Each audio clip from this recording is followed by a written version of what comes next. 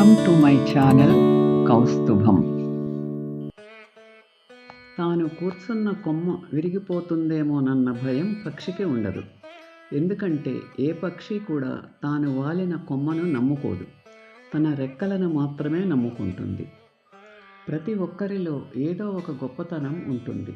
మనకు దాన్ని చూసే గుణం ఉండాలి మరియు అభినందించే మంచి మనస్సు కలిగి ఉండాలి.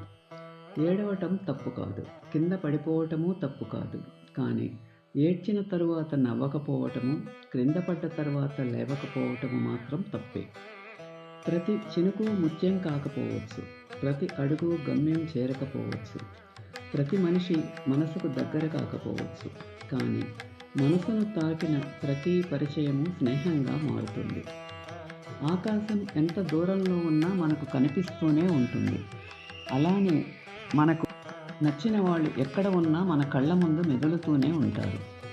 ఒక యుగంలో తండ్రి మాట విననందుకు ప్రహ్లాదుడు దేవుడైనాడు.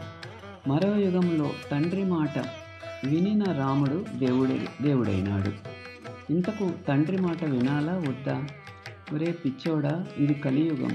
అన్నీ మూసుకుని పెండ్లాం మాట వింటేనే జీవితం ప్రశాంతంగా ఉంటుందని తెలుసుకో. అనాథ మనుషుల కన్నా అనాథ మనసులే ఎక్కువ ఉన్నాయి ఈ లోకంలో. Thanks for watching. Like, share and subscribe my channel.